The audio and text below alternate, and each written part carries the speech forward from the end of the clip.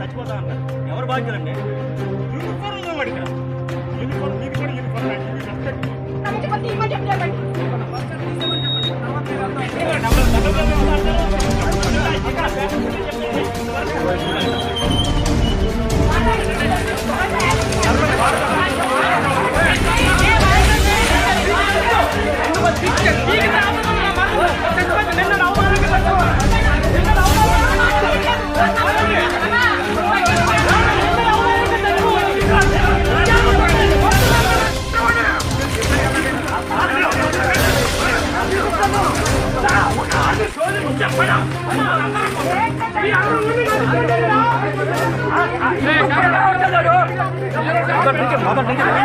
తప్పుడు మా మీద చేస్తున్నారు.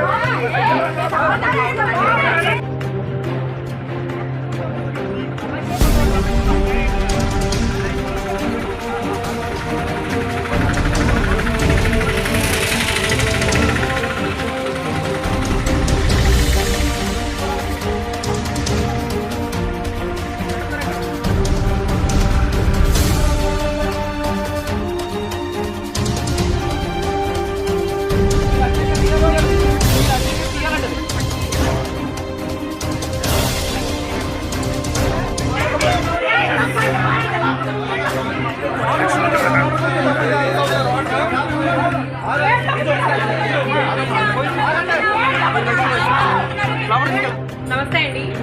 ఈ నోటీస్ ఇంతకు ముందు ఇచ్చారండి. దీన్ని మార్చిస్తామని చెప్పారు. నేను మార్చిస్తా ఉన్నా అని చెప్పారండి. దీంట్లో ఉన్న ప్రకారం వాళ్ళు ఇచ్చిన సైట్ లో కాకుండా నేను వేరే సైట్ లో కడుతున్నానని చెప్పి మాత్రమే రాస్తుందండి. కాదు, వాళ్ళు చూపించిన పొజిషన్ లో నేను కడుతున్నాను. వాళ్ళే కప్పించారండి పొజిషన్ నాకు. ఆ విషయం దీంట్లో లేదండి. ఇది మార్చి తీసుకొస్తామని చెప్పి మమ్మల్ని నమ్మించి బయటకు వచ్చి దీన్ని మా ఇంటికి అటాచ్ చేసి వెళ్తున్నారు. ఇది ఎక్కడ న్యాయం అండి? ఎవరు చేశారంటారు తప్పు? విఆర్ఓ గారండి. విఆర్ఓ గారు వల్లే తప్పు జరిగిందండి. పొజిషన్ చూపించింది ఆయనే, నాకే చూపించారు. నా దగ్గర ఫోటో ఉంది. ఈ రోజు ఎక్కడ కడుతున్నాం అని చెప్పి ఆయనకే తెలుసు కదండి. ఆయన చూపించిన కొంచెం పొజిషన్ లోనే నేను కడుతున్నప్పుడు ఈ రోజు నా ఇంటి దగ్గర చూసిన పని ఏంటి? మా మీద ట్రై చేస్తున్నారు అండి వాళ్ళు. మనుషులు లేనప్పుడైతే అంటే డాక్యుమెంట్స్ అయ్యా బౌండరీస్ తోటి ఇచ్చారో లేదో ఇప్పుడు రండి. తప్పుతో పట్టించే ప్రయత్నం చేస్తారండి. 350 వల్ల మేము కట్టట్లేదండి. 350 వల్ల మాకు ఇచ్చారు, మాకు తెలియకుండా ఇచ్చారు. మమ్మల్ని మోసం చేశారు.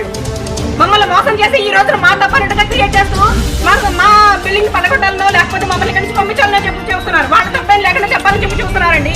ఇది అన్యాయం, ఇది అన్యాయం. దీంట్లో 351 మేము కడుతున్నామని చెప్పి రాస్తుంది. కాదు, 351 లో మాకు చూపించారు. 333 లో మాకు చూపించవలసింది 351 లో మాకు చూపించారు.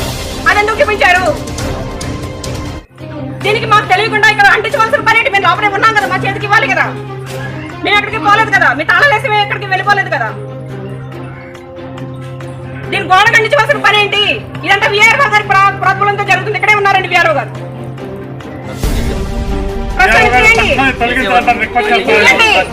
తీయండి ఫస్ట్, ఇది మార్చండి. ఫస్ట్ మార్చండి. విఆర్ఓ గారి పని ఏంటి? అది కూడా మేము